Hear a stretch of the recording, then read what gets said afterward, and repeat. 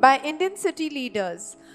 I'll request Ms. Nitika Chhabra, Director Infrastructure, Government and Healthcare, KPMG India, to please come up on stage, and all the other panelists, starting with Mr. Mahesh Marone, Deputy Chief Executive Officer, Nagpur Smart City.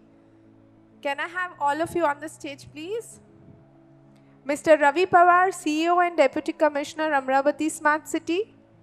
Mr. Mukesh Malhotra, CEO, Bihar Sharif Smart Cities Limited, and Dr. Kushal Yadav, Additional CEO, Ajmer Smart City. Our moderator for the day, Ms. Nitika Chhabra, will take over the session.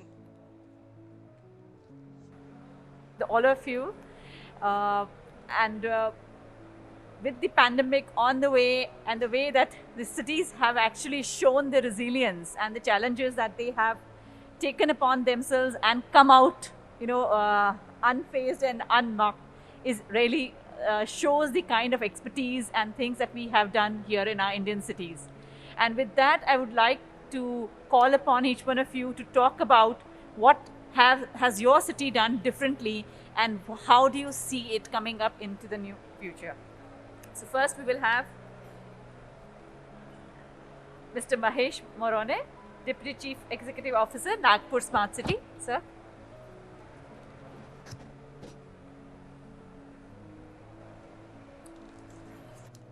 Good afternoon, and thanks a lot to organizers for giving this opportunity.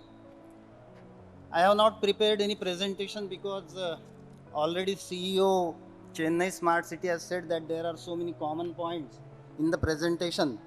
So I'll be speaking for 10 minutes because 10 minutes time is given to me.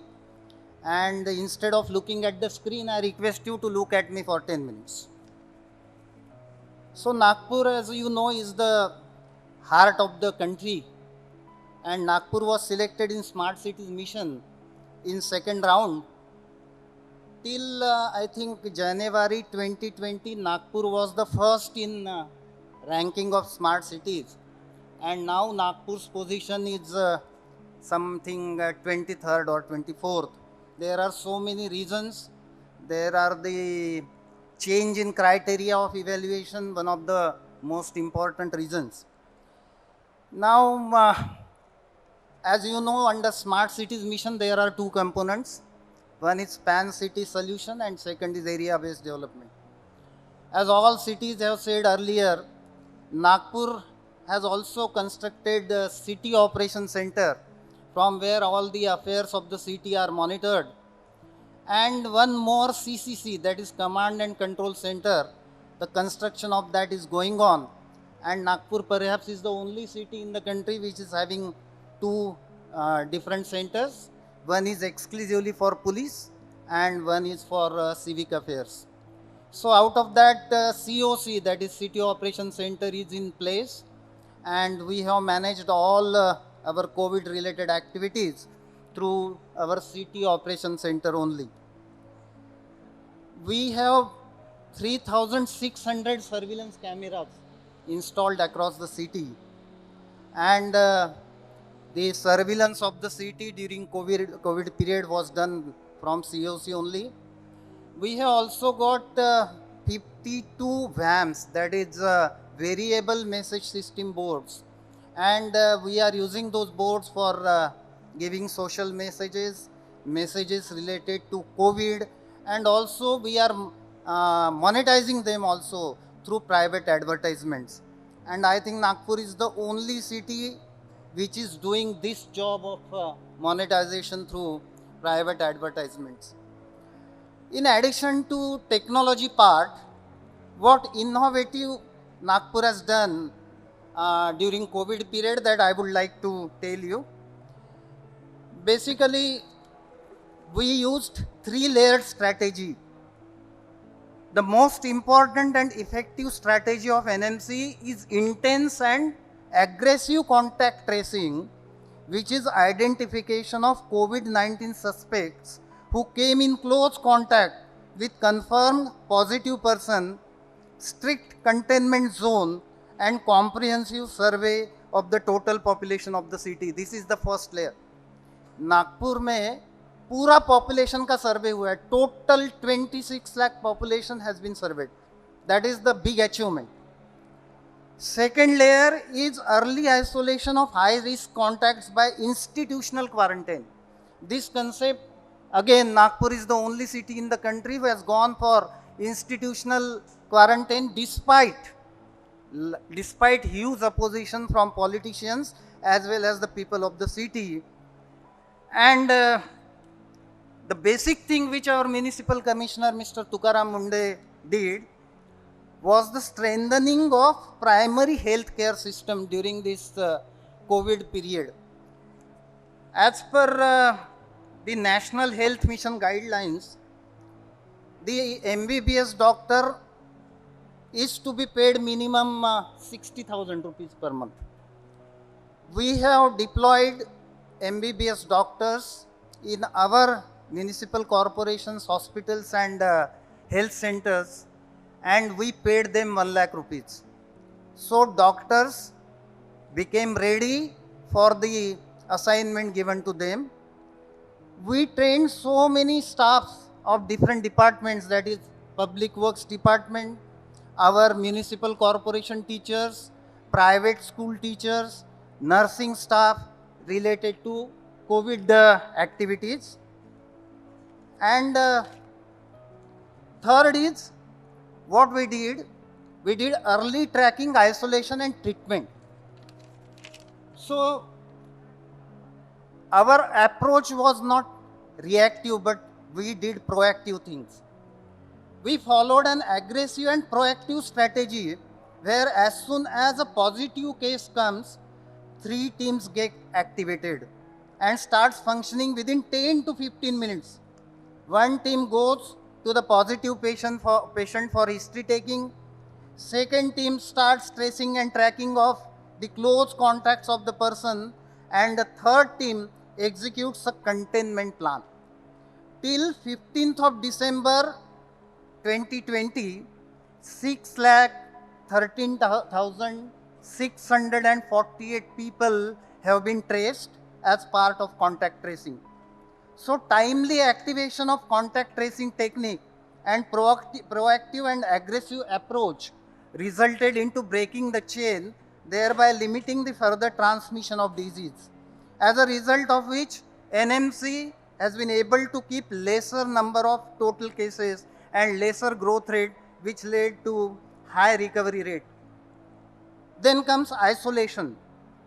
NMC adopted a strategy of early isolation, as NMC officials observed that after the first 4 patients who were detected and advised home quarantine were not strictly adhered to.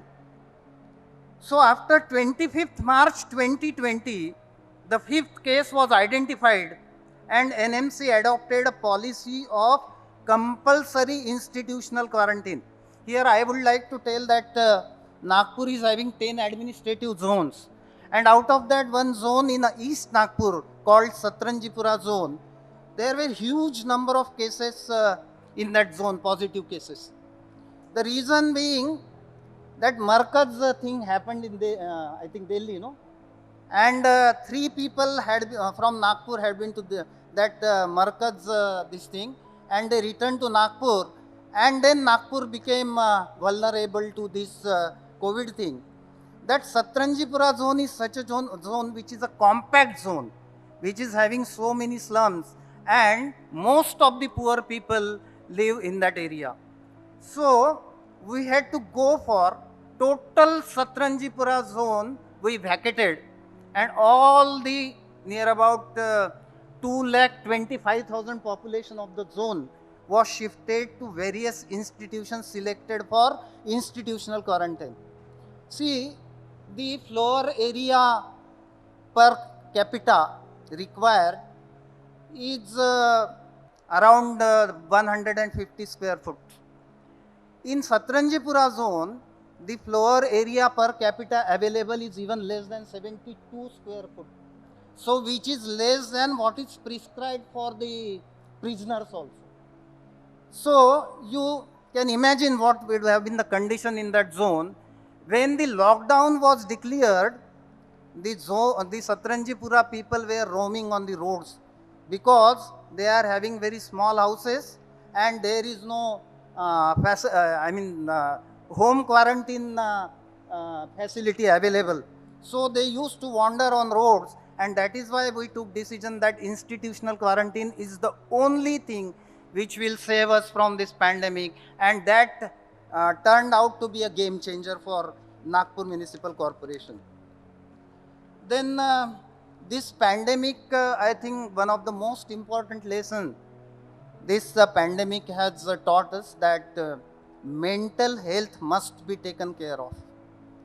Because as we see, foreign countries allot 15 to 20% of the GDP for their mental health sector in their budget. In our country, that figure is, I think, 2 to 3%. So, during pandemic, we have seen how important is mental health. We took help of the psychiatrists, psychotherapists, psychologists for the counseling of people. And I take pride in telling this August gathering that the counseling of 3,17,000 people was done during the period of 6 to 7 months of that COVID period. Then Nagpur is again the only city in the country who has carried out the survey of whole population of the city. Whole population of the city. We took help of community-based organizations. We took help of NGOs. You know, Nagpur being the center of the country, all laborers who traveled from south to north, literally they walked from Chennai to Nagpur. And Nagpur was the city which provided them with food, with medicine, and all the essential commodities. And hats off to those NGOs who helped us in this matter. Again, one thing which I would like to tell that Nagpur has done is now in this phase, you might have heard that Nagpur is topping in the state of Maharashtra. The reason being, we are carrying out maximum number of tests. Test per million in Nagpur is presently 4,07,611, highest in Maharashtra. And that is why we are getting positive patients in highest number. Another innovative thing we have done in Nagpur, we deployed retired military personnel and created nuisance detection squad. So all the fines related to not wearing a mask, making unnecessary gatherings, crowd management, everything we did through this nuisance detection squad. And the message to this nuisance detection squad was going through our city operation center, which we had converted into COVID control center. So these are the innovative things. Again, one most important innovative thing we did is creation of dashboard. We are having 10 zones, I have already told. Each zone was having its own dashboard, and there was one central dashboard at our city operation center and one dashboard at Corona War Room where our municipal commissioner sits. So all the information of the city regarding bed availability, regarding number of positive cases observed, regarding number of testings done, regarding vaccination done, everything is available at a glance on that dashboard, and all the 10 dashboards of the zones are connected to the central dashboard. So these are the things we did in COVID. Regarding livable cities, which is also part of the topic, when I come across the term livable city, I remember the famous Danish architect and urban design consultant Jan Gehl. He says, a city of great streets and complete neighborhoods where walking, bicycling and transit are the best choices for most trips, where public spaces are beautiful, well designed, and well maintained, and where housing is more plentiful and more affordable. So this city is, in his views, is a livable city. And when we talk of smart city, there are four pillars of a smart city, or you can say livable city, because smart city must be livable city. One is the city must be a lively city, a happening place. Secondly, it should be a safe city. That is human safety, road safety, women safety, specially abled people safety. Third, it must be sustainable city. And fourth, it must be healthy city. John Gale says all these objectives of a smart or livable city are achieved when there is wholehearted invitation to walk in the city. And that is why another lesson which the COVID has taught us is the greening of transportation sector, public transport sector, as well as use of non-motorized transport should be encouraged. And in this context, we must congratulate Ministry of Housing and Urban Affairs for launching two important initiatives. One is India Cycles for Change Challenge. I take pride in telling this August gathering that Nagpur is selected in the first stage of this challenge. Out of 111 cities, 25 cities have been shortlisted for the first phase.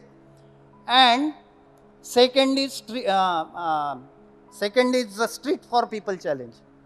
Under that challenge also, Nagpur is shortlisted, and ministry will be giving 1 crore each to top 11 cities under this challenge. And I am confident, taking into account the measures we have taken, we will be getting that 1 crore money also.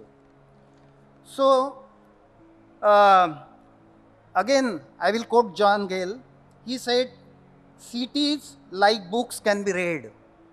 The streets, the footpaths, the squares, and the parks are the grammar of the city. They provide the structure that enables cities to come to life and to encourage and accommodate diverse activities.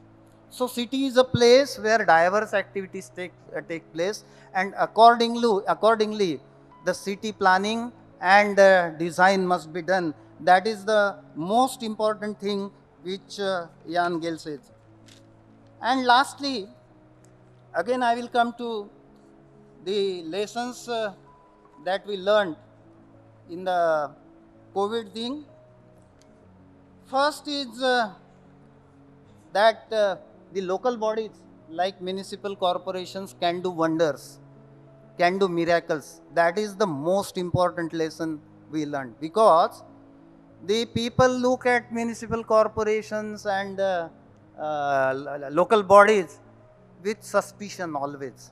They don't have trust in the local bodies. After COVID, the language of the people has been changed totally, because they see that this local body is the only organization which has taken proper care of all the sections of the society during this crucial period. Second, as I already said, greening of the transportation sector is very important, because as far as sustainability of a city is concerned, this transportation sector plays a very important role. The first right on the street is of the pedestrian. Second right is of the cyclist. Third right is of public transport, and fourth comes the private vehicles. This must be followed when we talk of a sustainable and livable city. Third is reducing inequalities is very important. As I have already said regarding Satranjipura zone, which was the most vulnerable zone out of 10 zones of Nagpur Municipal Corporation, most of the people live in slums and in very miserable condition. So it is very necessary that city should be inclusive. City may not be smart, but city must be inclusive, and smart city must be inclusive. That is very, very, very essential if we think of the future cities. So these are all the things which are the lessons for us. And if you permit me for 2 minutes, I would like to tell the ABD area project which we are executing under Smart Cities Mission. In his inaugural speech, Honorable Secretary Mr. Durga Prasad Singh has said about the smart road. We are executing Tender Sure project in ABD area. And what is Tender Sure? Sure stands for Specifications for Urban Roads Execution. So this Tender Sure mandates integrated development. What is meant by integrated development? As Mr. Mishra said, कि today water department comes and dig the road. Tomorrow BSNL people come and dig the road. Third day some other agency, municipal corporation comes and dig the road. Under Tender Sure, what we are doing, we are placing all the underground utilities like sewer line, water pipeline, gas pipeline, the RCC ducts which are necessary for crossing cables and all that before construction of roads. Even electricity cables will be underground. And the idea is, in future, these smart roads will not be required to be dug for any dam purpose. That is the idea. And this project is costing 650 crore.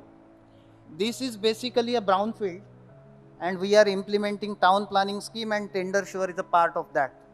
We are constructing some 50-kilometer roads in that with a typical cross section as given by Indian Roads Congress. And speciality of these roads is first priority is given to the pedestrian. We are having cycle tracks there. We are having landscaping there. And we will be keeping a single lane only for vehicles. So that is the speciality. Footpaths will be having minimum 2.5 meter width, so that all those roads will be pedestrian friendly and cycle friendly. So with this I conclude, and with the definition of the smart city, a city of the people, for the people, by the people is really a smart city. And in short, a smart city is the city that works. Thank you very much. Thank you very much, sir. I think the definition aptly talks that the city has to be citizen-centric. With that, I call upon Mr. Ravi Pawar, CEO and Deputy Commissioner, Amravati Smart City. I would like to give my thank you for giving me an opportunity to share my views on this platform. I am Deputy Commissioner, Municipal Corporation Amravati, as well as Chief Executive Officer of Smart City Amravati. Now you all know that we are going through the second phase of COVID. And in Maharashtra, Amravati was the first city where this second wave started. We are the first city where in the second wave, first lockdown was declared by district collector. I would like to share something here, the difference between the first wave and second wave. जब last year में Covid आया था मार्च में, तो महाराष्ट्र में जो या India में जो पहला पेशेंट आया उसका नाम पता है हमको, लेकिन अब तो हजारों लाखों पेशेंट हो गए और एक कॉमन हो गया. और अमरावती में जो सेकेंड वेव आया तो हमने क्या किया, हमने बहुत ऐसे ज़्यादा पैमाने पे टेस्टिंग शुरू किए. पहले हमने स्लम लिए, फिर मार्केट प्लेस लिए. But you will be surprise to know that this second wave was not in slum. हमें बिल्कुल पॉश एरिया में, अच्छे एरिया में, जहाँ पे अपर क्लास या लोअर मिडिल क्लास भी नहीं है, middle class and upper class लोग रहते हैं, जिनके फ्लैट है, आइसोलेट बंगलोज है, वहाँ पे ज़्यादा पैमाने पे ये पेशेंट्स मिले. ये ट्रेंड ही समझ में नहीं आता हमको कि कैसा हो रहा है ये. और कोविड कैसे होता है, मेरे अंडरस्टैंडिंग से तो सिर्फ मास्क जो है, मास्क अच्छी तरह से हमने अगर यूज़ किया तो कोविड का खतरा नहीं है, और हैंड सैनिटाइजेशन। लेकिन मास्क जो है वो मास्क यूज़ करने का तरीका लोग कैसे करते हैं, बिल्कुल नाक के नीचे मास्क रखेंगे और घूमेंगे, वो दिखाने के लिए सिर्फ।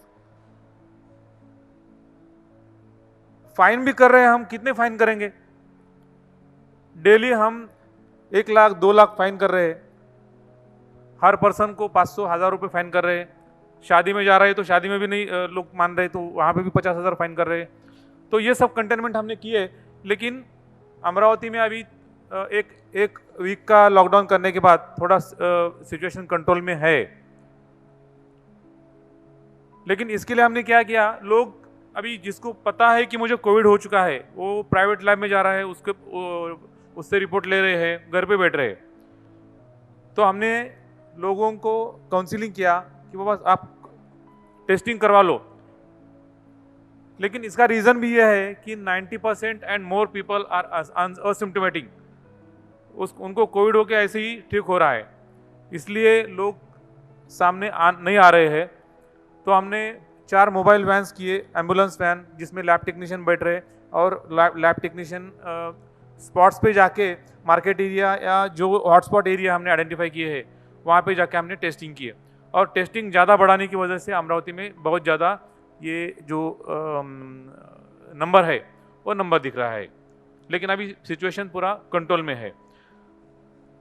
अभी जो मोरोने साहब ने बोला कि उन्होंने जो भी मेजर्स लिए हैं, आइसोलेशन सेंटर हो गए या क्वारंटाइन सेंटर हो गए, सैनिटाइजेशन एट डिफरेंट एरियाज, वो सब तो हम करते ही है। अपार्ट फ्रॉम दैट मुझे पहला जो हमारा वेव था, फर्स्ट वेव, तो हम प्रिपेयर्ड नहीं थे, तो हमको पूरा लॉकडाउन करना पड़ा। और वो जो पीरियड है, हमने हमारा जो इंफ्रास्ट्रक्चर है वो पूरा करने में हमने वो टाइम यूटिलाइज किया। तो अभी हमारे पास बेड कैपेसिटी ज़्यादा है, ऑक्सीजन बेड्स भी है, वेंटिलेटर्स भी है, इसलिए अभी डेथ रेट भी कम हो गया है। तो जो भी अभी मेजर्स लेने चाहिए, जो गवर्नमेंट ऑफ इंडिया और गवर्नमेंट ऑफ महाराष्ट्र से जो भी गाइडलाइंस इशू होते हैं, वो तो सब हम कर ही रहे हैं। अभी आज का जो टॉपिक है कि लिवेबल सिटी, तो लिवेबल सिटी मतलब क्या है? बहुत सारे लोगों को लगता है कि जो सिटी बहुत ग्रीन है, या जो सिटी में ज़्यादा मोबाइल यूज़ हो रहा है, या जो सिटी में ऐप बेस्ड बहुत ज़्यादा फंक्शंस है, वो स्मार्ट सिटी है। लेकिन मेरे ख्याल से वो स्मार्ट सिटी नहीं है। स्मार्ट सिटी वो है जहाँ पे quality of life of people is better. हम रूरल एरिया से सिटी में क्यों आते हैं? क्योंकि हमको वहाँ पे अच्छा इंफ्रास्ट्रक्चर मिलता है, एंटरटेनमेंट है, गार्डन्स अच्छे से डेवलप हो गए हैं, तो हमारा जो क्वालिटी ऑफ लाइफ है वो हमको सिटी में मिलता है, इसलिए हम सिटी में आते हैं। लेकिन अभी जो स्मार्ट सिटी में हमको डेवलप करना है, वो लोगों को ये क्वालिटी ऑफ लाइफ अच्छा देना है। अभी मिनिस्ट्री ऑफ अर्बन अफेयर्स, इन्होंने जो हाउसिंग एंड अर्बन अफेयर, इन्होंने जो इंडेक्सेस जो दिए है, जो भी लिवेबिलिटी इंडेक्सेस है, तो उसमें quality of life, economic ability of that city, sustainability, then citizen perception, then municipal performance. कोई भी सिटी हम स्मार्ट नहीं कर सकते जहाँ पे म्युनिसिपल बॉडी फेल्योर हो चुकी है। आपको अगर सुबह उठने के बाद अच्छा पानी नहीं मिल रहा है, आप ऑफिस को जा रहे हैं, आप ट्रैफिक जाम में फंसे हैं, आप रात को आते हैं, आपको नींद अच्छी नहीं आती है, इसलिए ये क्वालिटी ऑफ लाइफ ठीक नहीं है। तो जो भी सर्विसेज दे रही है म्युनिसिपल कॉरपोरेशन या म्युनिसिपल बॉडीज़, उन्होंने बेसिक एमिनिटीज़ और बेसिक जो इंफ्रास्ट्रक्चर है उसको बहुत अच्छी तरह से देना चाहिए, तभी हम स्मार्ट सिटी ये कर सकते हैं। और ये जो सिटीज़ है, ये cities, these are the engines of growth and source of wealth. That's why people are migrating from rural area to urban area. So basic urban infrastructure which has impact on health and ability to work are the water, then transport, sanitation and drainage. So municipal bodies should take care to give the best performance in this regard.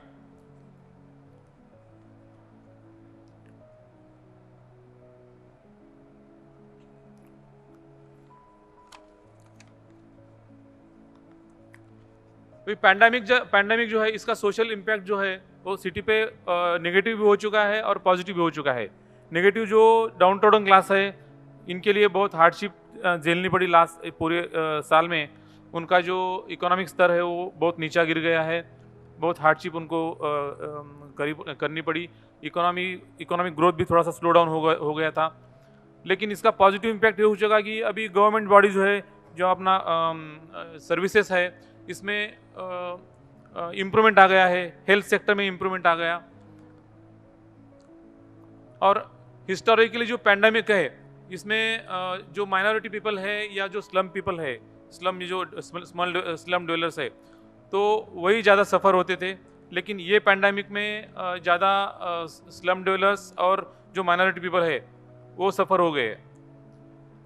Economic impact जो है वो बहुत badly हो जाएगा ऐसा बहुत लोगों का कयास था. लेकिन ये जो इकोनॉमिक इम्पैक्ट है इतना ज़्यादा इंडिया में नहीं हुआ और हम फिर से हमारी इकोनॉमिक ग्रोथ जो है वो हम फिर से ट्रैक पे ला रहे हैं.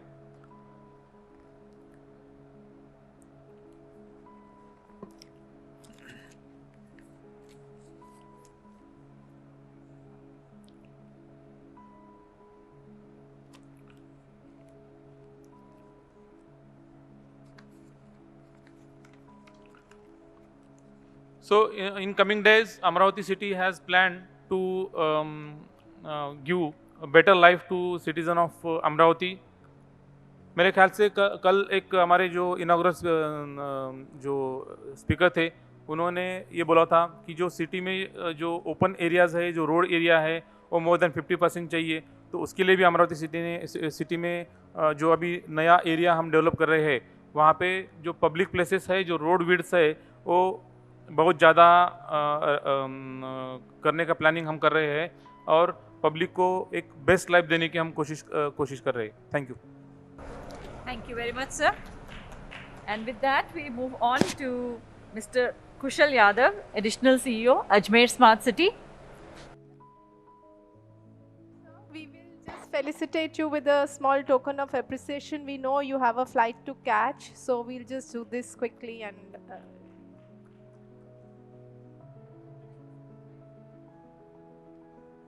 now we can carry on, Mr. Yadav, please. Sorry for the interruption, sir, but we look forward to seeing what Ajmer has done in the last few years.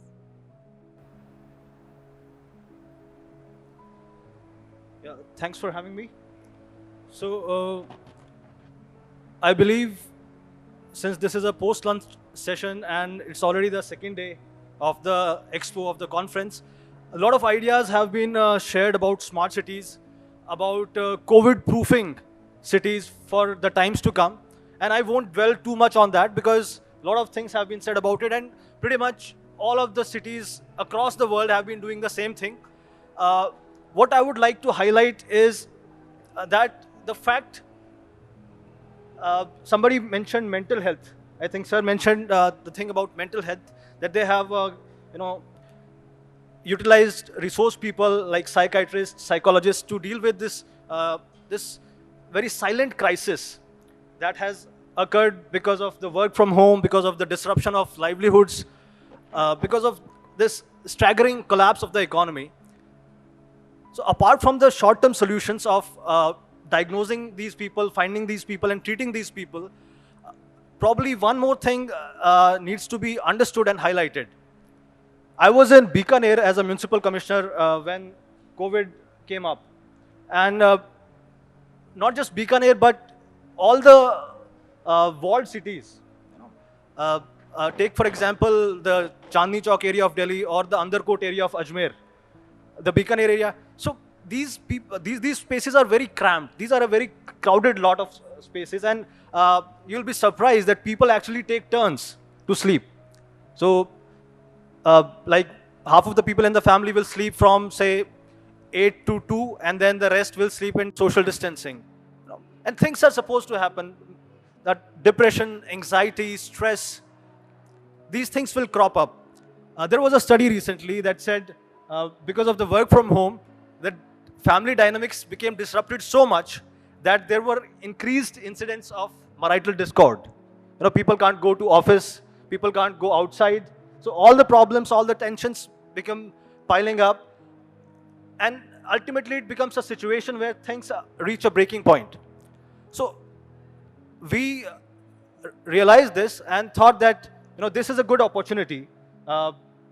Through smart city, we should be able to create spaces. We should be able to create cities that actually provide citizens with some sort of happiness. The city should be able to provide an inherent feel good. And how do we do that? As my previous speaker said, that cities have to be more sunny. They have to be more green. They have to be more spacious. And with that aim in mind, Ajmer Smart City has started their journey in the last year of coming up with projects which not just make the city more livable, but also more lovable. And I would reiterate the Joint Secretary for Urban, the Smart Cities Mission, Kunal sir, when he says,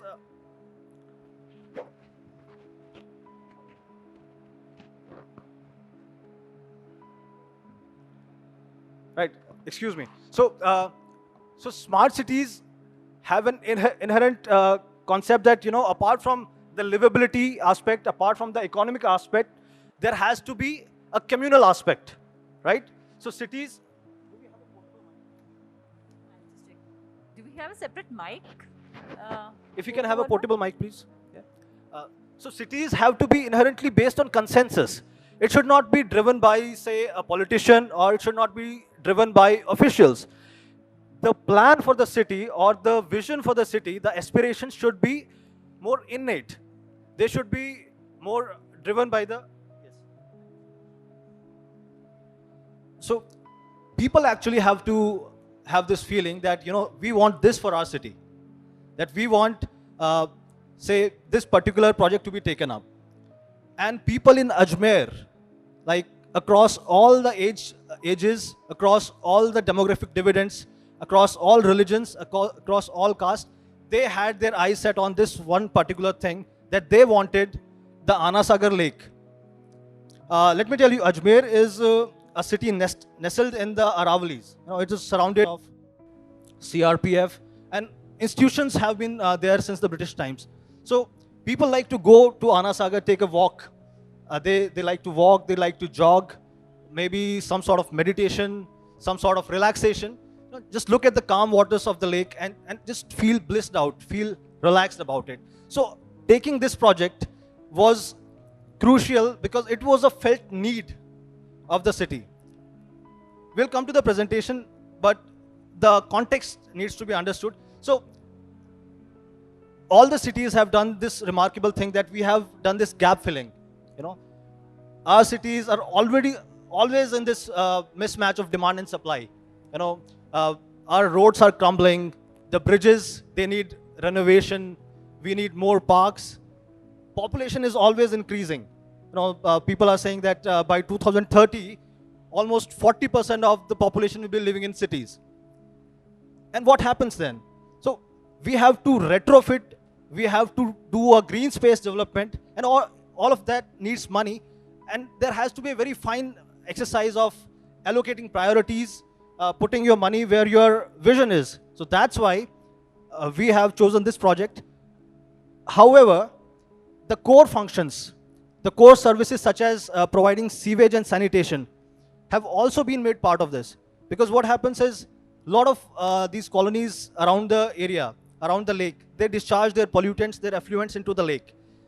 So in smart cities, we have come up with a 150 crore project that is going to lay about 170 kilometers of pipelines, providing house connections to almost 50,000 households, so that the water that goes into the lake is treated water. And it is more sustainable, more hospitable to the plant life, to the migratory birds, and as well as for the aesthetics. So with this context, let me just quickly run through the presentation. I have lots of videos because I know it's very difficult to keep your eyes open at this hour, especially after a very hearty meal. Can you please, how does it? Can we move the slides next? Sorry for the delay.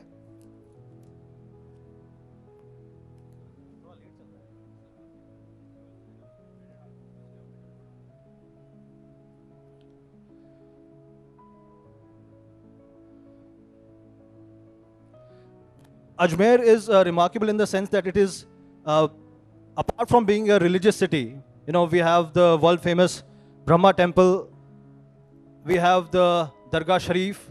So it leads to a lot of floating population. Around 1.25 lakhs of people come every day. This last year not taken into account. There is a lot of floating population, which includes a large number of domestic as well as a large number of international tourists. So this project is aimed at not just for the local residents, but also for the people who are going to visit Ajmer. The tourism will also bring with it moolah, the dollars, which will again be a positive circle, positive cycle for the citizens. So broadly, we have touched upon Ana Sagar Lake conservation and allied activities around the lake. This is the long-standing demand. Then mobility issues such as having an elevated road throughout to ease out the traffic bottlenecks, have parking spaces. Those things have been covered.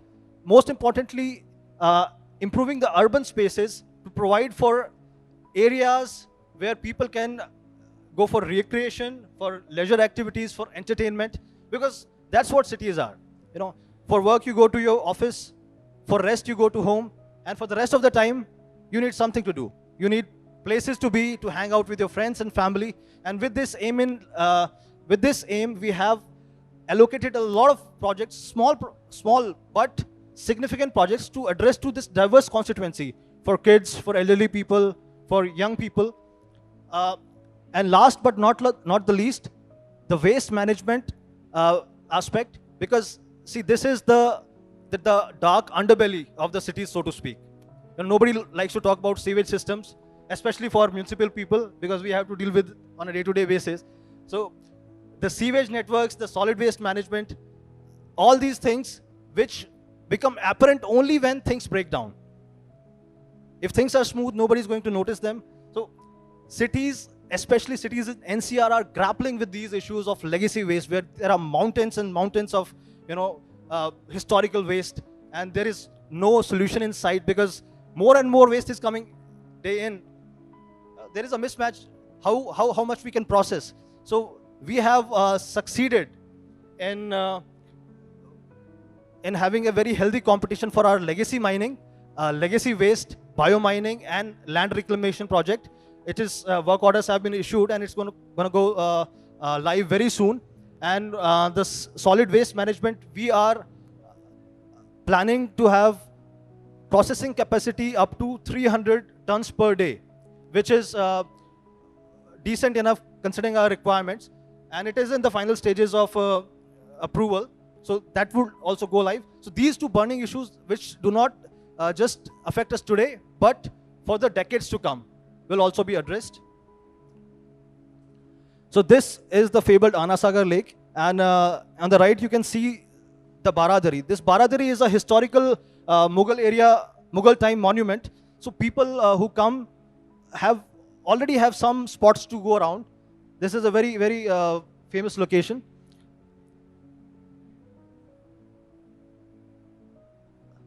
So this is the Ana Sagar periphery. Already there are 5 kilometers of walkways around it. Now what we are doing is taking the remaining 5 kilometers and trying to make some sort of a garland, so that it becomes one complete circle, as you can appreciate in Fateh Sagar in Udaipur. So it becomes one complete circle when people can actually do all sort of activities, jog, cycle. This is the bird park that's coming up. This is the location. Sagar Vihar Pal. This is the Lakefront Park. This is the Seven Wonders Park. This is the STP. So the sewage lines will be connecting to this STP. This will be treating the water and then discharging it. Again, this STP is rooftop solar activated so that it is sustainable. It is more green, climate friendly. Just to add to the glamour, there are going to be 3 musical fountains which are going to make the evenings more lively, more happening.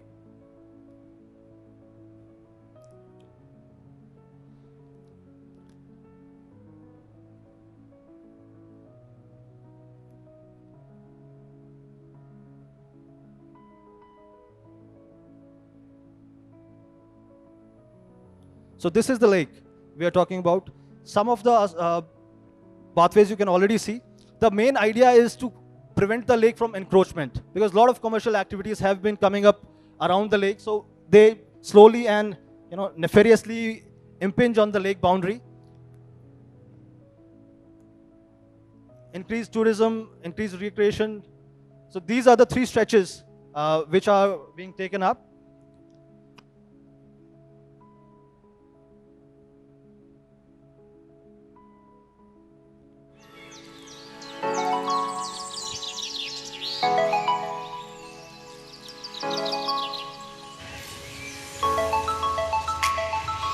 This is the recently built stretch.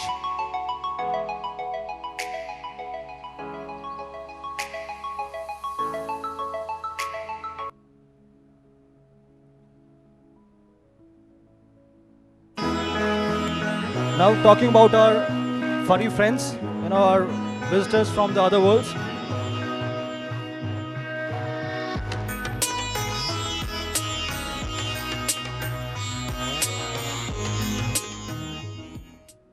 So a special bird park, it's a sort of a mangrove kind of setting. It's a protected area where there is IEC activities. I'll take some time. That's all right? Yeah, we have one more speaker to go. Just 5 minutes. So IEC activities to sensitize our youngsters about this magnificent biodiversity that India is home to, and promoting ecotourism at the same time. This is the site of the bird park. On the right side, you can see the actual imagery.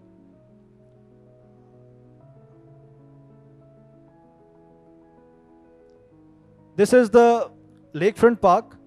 So you can see there are multiple avenues for activities, sitting spaces, food courts, yoga center. This is the Anasagar STP, which has a rooftop-enabled solar plant, so that the net metering is 0. This is the Seven Wonder Park. If you have been to Kota, you'll appreciate these are like the miniature replicas of some of the marvels of the world, the Leaning Tower of Pisa and the Christ Redeemer. This is a small addition to tackle the problems of eutrophication and trash that happens to litter the entire lake. This is to provide a continuous walkway. When this is the Bandi River that is feeding into the Anasagar Lake. This is the Bandi River, and whenever the water level goes up and down, the floating bridge adjusts accordingly. So it's to provide a seamless connectivity through and through. In the urban environment, we have taken all these aspects. I'll just very briefly, I'll show you the snips. This is the musical fountain, artistic description of what it is going to be looking like.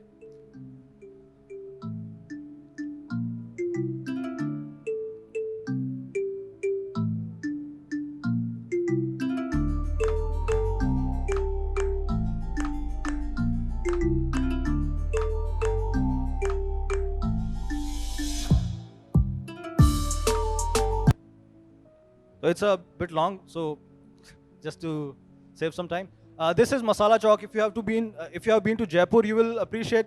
So this is a dedicated food court where the selected, the choicest eateries across the city, they come together and they provide the locals with delightful, palatable, delectable delicacies that are out there. So it's going to be inaugurated in a couple of days. So if you happen to be in Ajmer, just give it a try. Again, talking about outdoor activities, the Patel Stadium, you can see costing around 40 crores. Major upgradation, major renovation, and some new structures have been coming up. A dedicated indoor sports complex is also part of this.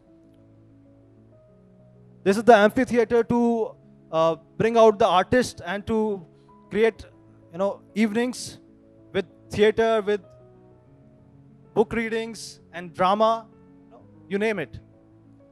And this is this seems to be very, very minor. It's a very small project, but it has the maximum bang for buck, in my opinion.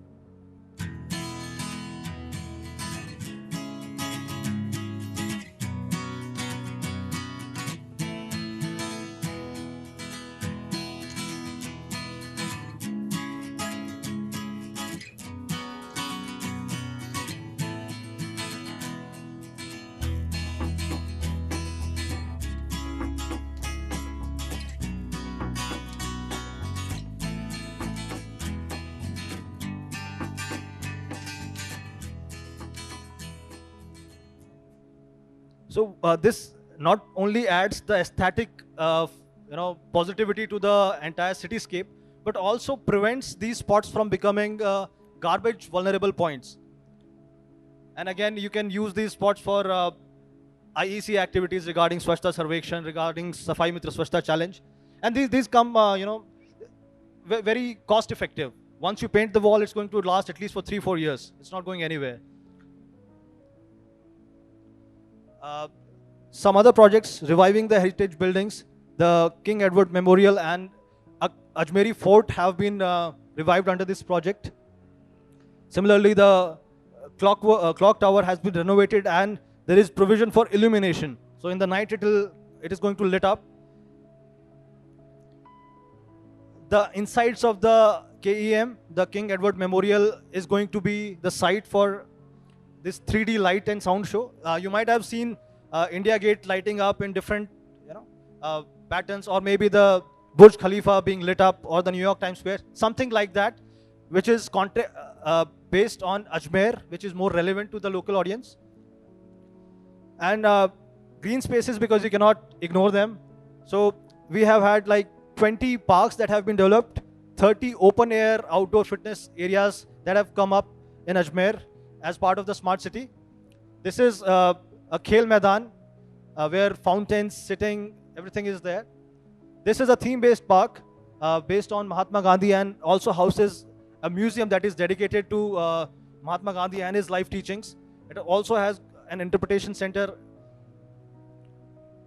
So that was about the all the spaces. Now, Waste and Climate Center, I will very, very briefly touch upon this. I've told you about the sewage network. This is the work in progress. This is the legacy waste. You can see mountains. Almost 200 bighas of our land is, buckling under this waste that is lying there. And we plan to scientifically process it, clear the land, and do some landscaping, some green spacing. This is the solid waste processing plant which will come up. This is the wet composting. This is a solar rooftop. And finally, as a wrap up, this is the electric crematorium. It's just a small step. It's just a very, very minor project, but it just highlights the shift in mindset we need to make from a traditional setup to a more environment friendly, a more innovative setup. And with this, I'll say my thanks. And a city which is, this is our goal, this is our philosophy of our chairman, Mr. Bhavani Singh Detha, and our CEO, who could not be here because of some pressing engagements. The city which is more livable and lovable, and the citizens who in turn are healthier and happier. Thank you for giving me all the time. You have been very patient. Thank you once again. Thank you very much. was wonderful to hear of the various aspects, the way the city is growing and developing. Could you please? Now I would invite Mr. Mukesh Malhotra to say a few words. I understand Mr. Mukesh Malhotra took over Bihar Sharif Smart City at the time when the pandemic had just begun with a completely new city, new team. So I would like to know what have been your challenges and how you've been, as a leader, been able to make the change to get the city out of that situation. Sure. Good evening. Am I audible? Yeah. So good evening, and so there's been a great work which is being done by almost all the smart cities, and which we have seen, cities like Ajmer, Chennai, and all, some beautiful work which is being done, and how this is really impacting, the lives of the people, the ordinary citizens over here. So we have seen what is being done. We have also seen why this is being done, because there's a pressing need. We have seen cities, converting the ICCC into a war rooms or so, wherein they are able to, help in the COVID-19. As Nitika, you asked, so I think what I'm trying to answer is you said what kind of challenges which was being done, and the second thing is how, what kind of framework, what kind of a mental thing was there, because the entire city is looking at the city leaders. Now, I've been in the corporate sector before this. I joined around 8 months back. Yeah, and I knew that almost all the corporate sector were working from home. Yeah. Now, in the scenario, when most of the corporate sector were working from home, but here, we had all the city leaders, the ULB leaders or so, they were actually there in the war front. They are there on the front or so. So, so my entire discussion is perspective around this only, and let this be an interactive presentation. Feel free to pitch in any question that you have, and Nitika prompt me in between or so. So my journey started around 8 months back. I've been in the corporate sector, came over here, and it started with one of the biggest pandemic of the century, hitting us on the face. Yeah, talking about Bihar Sharif, it's a city which has got around 3 lakhs of population. It's around 70 kilometers from Patna. It has got its own historical importance in the sense that Bodh Gaya, where Gautam Buddha attained enlightenment, it's around 90 kilometers from here. Same is the case with Rajgir, which is a place of many Buddhism and monasteries and Jainism temples or so. A lot of traffic, tourists from China, Japan, Vietnam and Thailand come to these places which are around Bihar Sharif, within a space of 80 or 90 kilometers. Then of course we do have the Nalanda ruins also over here. Yeah. Now, Bihar Sharif was the last city, in the 4th round, the 10 cities that were included, Bihar Sharif was the last city. So coming to the other involved cities like a Bangalore or, the Chennai, etc., we are fairly new. It's more like a baby which has been, even though the company got into existence around 2.5, 3 years back, but most of the leadership people like me came around 8 months back. So when I joined 8 months back, Bihar Sharif was like 90% of the projects in terms of where are they on the execution, on the DPR, on the preparation, etc., on the completion stage, fund utilization, etc. All these are rated. So it was a 97 number out of 100. 8 months back, within 8 months, thanks to the great team that I have, now we reached around 58 sometime back. So there's a lot of work which is being happening on a war footing in this one. Now I'll tell you the challenges. You talked about the challenges which are over here. Now, when we started this, the way most of the projects are being handled is we also have the government executing agencies which are there. Yeah, which helps us in terms of that. Now, most of these agencies their headquarters are in Patna, which is around 70 kilometers from here. Now, when I joined, within 2 days, I joined on 14th of July, and on 16th of July, the entire lockdown was there in Bihar. So most of the government offices, they were closed. And even when they were open, the occupancy was less than 30% or so. There were travel restrictions across over here. As I said, most of the people in the corporate sector and all, they were, at least in a vicinity comfort of the home through the conferencing they were doing. But here the team had really to go over there, and there was a lot of that fear factor which was there, when you were traveling over there, and where so many people you meet over there. So this was one of the challenges. And then certainly COVID-19 was just not a media thing, because it was just some of the numbers which were there on the screen. I started seeing a lot of people, with my family here and friends in Delhi and Gurgaon. office, people who were there in the Nagar Nigam and Bihar Sharif, people in the government offices, in the PMC, SPV team, they started getting impacted from COVID-19. Yeah, and there were also a few deaths also, which got reported. So there was this again a lot of that fear psychosis which really built in, and we really had to start our journey in this scenario. Yeah, so this is what happened. There were a couple of these things, which came to, which is something that I really had followed in these during turbulent times. The first thing is, being calm and composed. I think it's very important when this entire, a big crisis is really on the face of it. How you try to be calm and composed. I think this helps in a better decision making. The vision, the clarity becomes much more clearer, when it's a calm mind or so. Even in my corporate life, I have seen a lot of times when certainly, there's this crisis comes in. And even the leaders at the top, they can become shaky, and it can really force the entire organization into a turbulence and the kind of decision making, and it might not be really effective or so. So being calm and composed is something as it's really helped in that. I think the second thing is in terms of leading from the heart. When a crisis of such a magnitude, which is really impacting the lives of people is there, walking to the people over there and asking them how they are feeling over there, how their family and friends are over there. Is there something which is concerning them or so? That sometimes it really helps. What it really also helps in helping the bonding, and it helps in motivating them to do their best in these troubled times or so. And there's also this kind of the bonding which really helps in that one. The third I would say is a bounded optimism. Now bounded optimism is, now again, in times of this crisis, there's always, that optimism we have to project. We might be a little indecisive, within the heart or so. But yes, at least we have to really project that there's this kind of the confidence which is over there. But bounded optimism is when you have this confidence, and also, there's also a tactical plan which is really ready to really take care of this one. So optimism is just not in the air or so, it's also there when you're talking about, when you are having a very clear-cut action and strategy in place, that these are the steps A, B, C, or my plan A, B, C, which I'm going to do that one. So I think this is something which has really happened.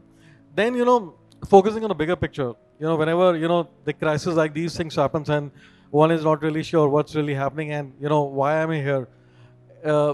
In terms of, why I'm here in terms of making an impact on the lives of people of Bihar Sharif, that thought was always there at the back of the mind, which really helps.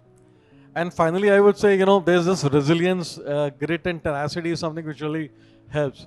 The crisis will keep on coming and going.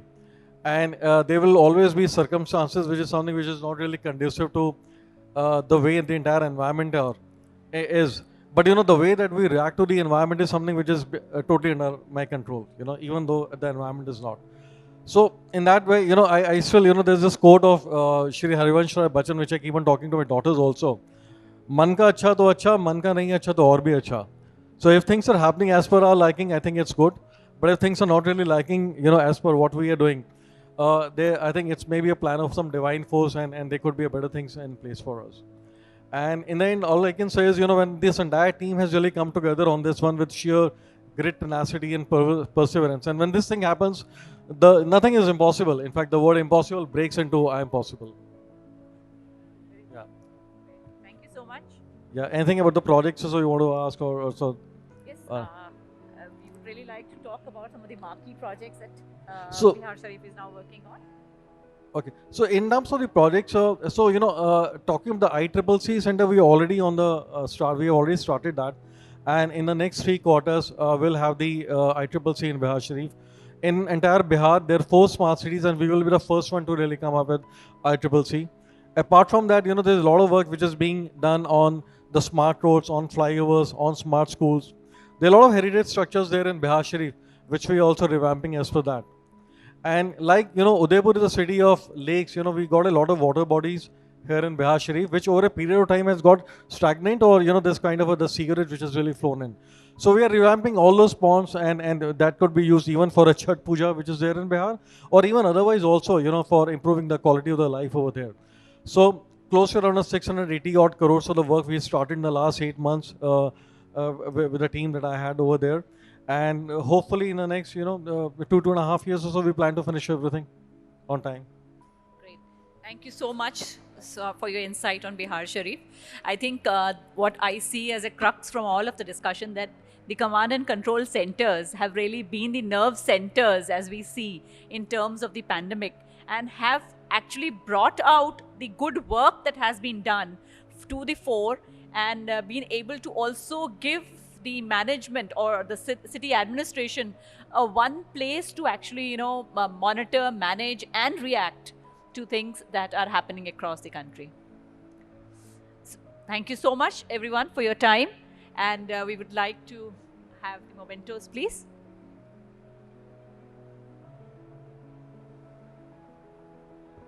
Thank you. Thank you for your valuable time and inputs.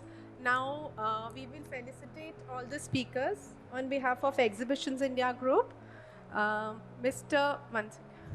Mahesh Marone, Deputy Chief Executive, Nagpur Smart City.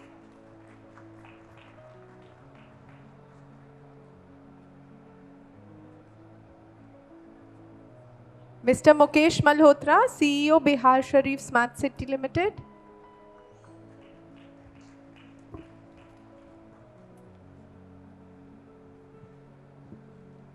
Dr. Kushal Yadav, Additional CEO, Ajmer Smart City Limited. I would request my colleague Ishan Badoli, Group Head from Exhibitions India Group, to felicitate a memento to Ms. Nitika.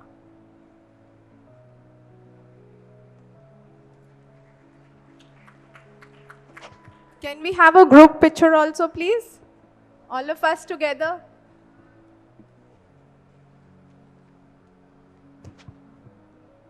A group photograph, sir.